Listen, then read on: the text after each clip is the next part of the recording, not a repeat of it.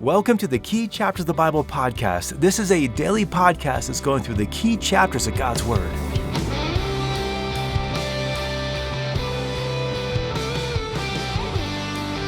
Was it Yogi Berra who said, when you see a fork in the road, pick it up? Maybe it was, but I'm not really sure that's good advice for pretty much anything, especially when making decisions. Challenge is, life is full of decisions, and a wise person learns the ways of walking with God down the road of life so that when we do come to forks in the road, we have a pretty good idea of which way to go. Today we're turning to Proverbs chapter 16, which is one of my favorite go-to chapters to pray through when I'm facing difficult decisions. And looking forward to going through this chapter together with you just to see all of the riches that God has given to us about how to make good and wise decisions in life. Well, this is our third study in the book of Proverbs, and as we've been easing into this book, we've explained that these Proverbs have been given so that we learn this skill of living according to God's instruction.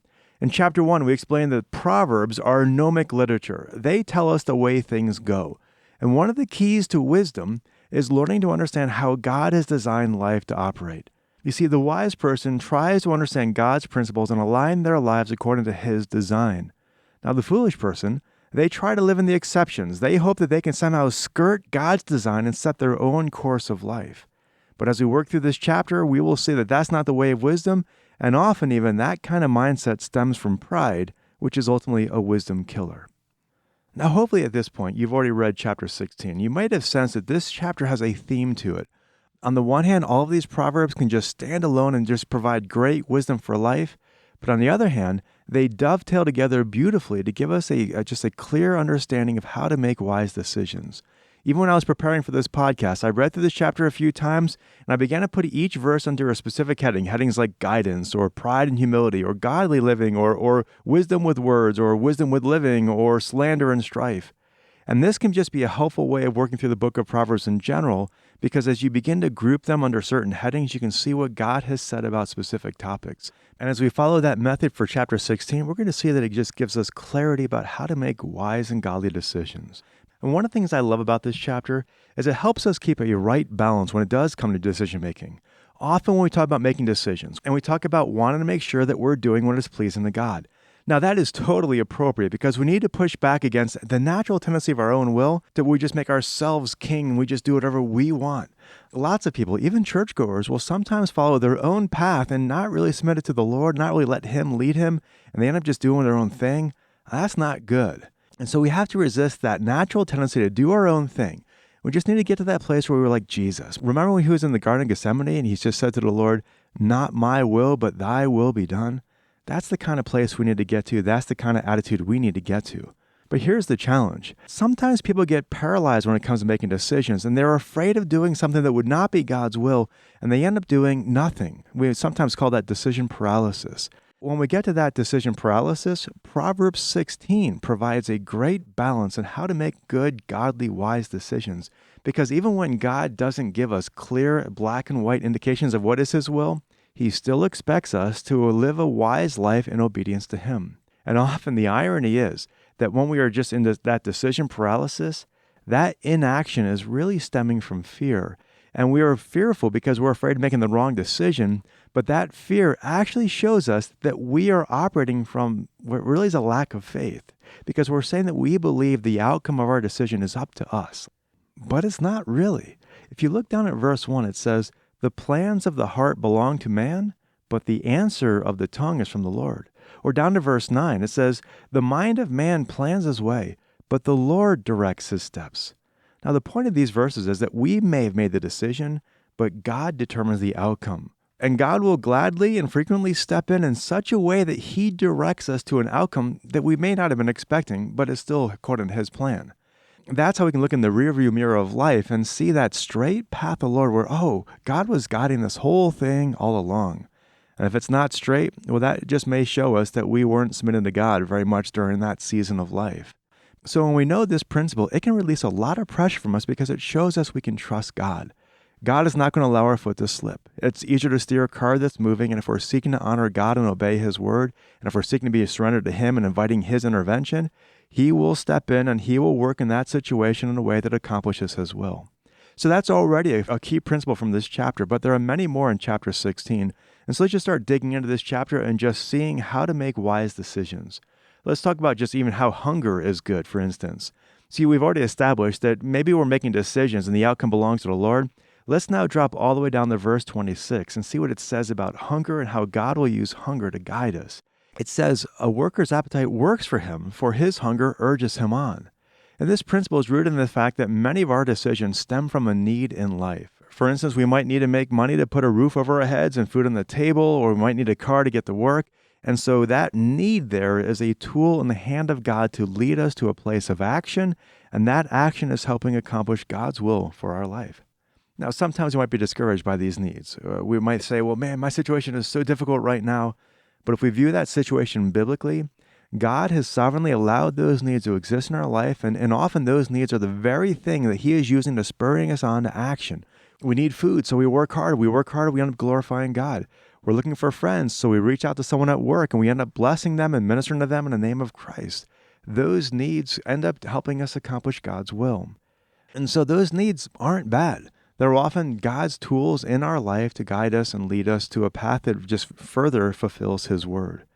Now, along those lines, as we're looking to solve the needs of life and make decisions, we have to be people of prayer who are constantly submitting those needs to the Lord, those paths to the Lord, and asking Him to purify us so that what we're doing is for the Lord and not for ourselves. And the way we make sure we're doing this is by seeking to be righteous, down to the very details that no one may even know about in our life. Look at verse 11. Verse 11 says, a just balance and scales belong to the Lord. All the weights of the bag are His concern. And now, on the one hand, this verse is saying that we shouldn't cheat people. That's just a great principle in general. God's will and God's provision never requires us to cheat people or be dishonest. But verse 11 also says, all the weights of the bag are His concern. All of the weights. Now, when you think about what this is, back in those ancient days, they'd have those ancient scales with those two dishes that would be balanced on either side, and you would put a hunk of metal or a hunk of rock on one side. That was the weight, and then you would balance that out with a piece of like meat or grain or something, and when they got balanced and level, you knew how much that meat would weigh or the grain would weigh or something like that. But here's the thing. You could take those weights and just mislabel them. Maybe it wasn't really 12 ounces. Maybe it was really 11 ounces. Or maybe it wasn't 5 ounces. It was really 4 ounces. And you could cheat people in a way that they would never know because they would never be able to just check those weights. Well, God was not cool with that. He was never okay with people cheating others. And here we're seeing that all of the weights matter to God. Not just the big ones, not the heavy ones, but just going through all of those weights and shaving off a little here. All of that is against God's will for our life. And a part of making good decisions is just being righteous and seeking God to bring righteousness into every detail so that He is glorified through and through. And so that's what we see in verse 8. Better is a little with righteousness than great income with injustice. Or in verse 17, the high way of the upright is to depart from evil. He who watches his way preserves his life. And so when we give attention to the righteousness of our life, we'll be following God's will. He'll never call us to sin, and He'll never be pleased when we're in a state of sin or cheating others or anything like that. Another thing we need to learn is that we need to let the Lord provide clarification if we're making a bad decision or pursuing the wrong path. You see, as we're just going through these decisions we have to make, we might be doing something and not realizing that we're now heading towards a path that's going to end up hurting us. For instance, in verse 25, it says, there is a way which seems right to a man, but its end is the way of death. And if we're people of prayer, we might be heading down this course of life, submitting it to the Lord, and He just kind of shows us and is like, look where this is going. Look where this is going to take you to. And we realize, this is not a path that's leading to a good place. Maybe it's a relationship that's not heading in the right direction. Maybe it's a business pursuit that's not leading to righteousness.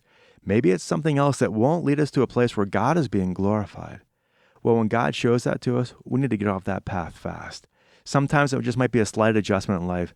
Sometimes it might be a major life course correction.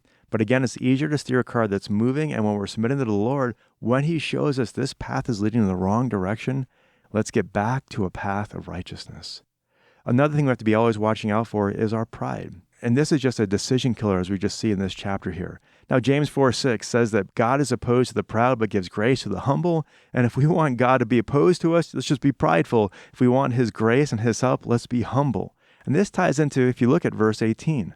Verse 18 is a very commonly quoted verse in the Bible. It's usually misquoted as pride goes before the fall. But here we see it actually says, pride goes before destruction and a haughty spirit before stumbling. But it's the same idea that basically if we're prideful, we're in danger of falling.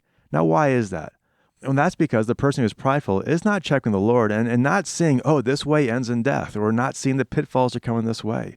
The prideful person doesn't believe there are really any threats they can't overcome. They're relying upon themselves, their own wisdom, their own judgment. They're not submitting things to the Lord. They're perhaps even filtering in unrighteousness into how they're doing things.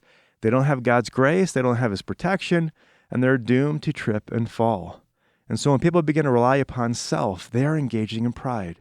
Now, what does this look like? Well, in many ways, it's not just a person who's just flat out arrogant, but it's just anyone who is just thinking, well, they can't fall, that they're relying upon themselves, or maybe they're just even focusing on themselves and not really thinking about Christ and how to glorify Him, or maybe they're fearful or they're insecure and they're just trusting themselves. All of that are just different ways of pride being manifested in a person's life, and that kind of thinking leads to a dangerous course of action. And so what we need to do is just prayerfully be bringing all this before the Lord, asking the Lord to crucify ourselves, our own trust in ourselves, our own fear about what we're going to do to mess things on up, and just bring all that before the Lord and let Him lead us and go before us and guide us. Well, as we continue on in chapter 16, another obvious key to making wise decisions is just pursuing wisdom in general. Now, we mentioned from chapter 1 that when wisdom calls out in the streets in chapter 1, she warns that you just can't flip wisdom on like a switch, where you're just pursuing unrighteousness and foolishness all the time, all your life, and suddenly just, I'm just going to be wise today. You can't do that. You're either on the path that pursues wisdom or a path that pursues folly. There is no in between. And so in verse 16 of chapter 16, it says, how much better is it to get wisdom than gold, and to get understanding is to be chosen above silver. Down in verse 22, where it says, understanding is a fountain of life to the one who has it, but the discipline of fools is folly. And these verses just continue to show us the value of pursuing biblical wisdom. It's better than gold. It is a fountain of life. And as we pursue it, God will provide it. We see that from James chapter 1. Well, now, how do we know if God is providing us wisdom? Well, a great barometer for wisdom is wise words. Jesus said in Matthew 12:34 that out of the abundance of the heart, the mouth speaks, and our words reflect our wisdom. So if you look at verse 23 of this chapter, it says, the heart of the wise instructs his mouth and adds persuasiveness to his lips. Basically, when we're wise, we're going to have a wise speech. It's kind of the same idea of Proverbs 15:2, which says the tongue of the wise makes knowledge acceptable.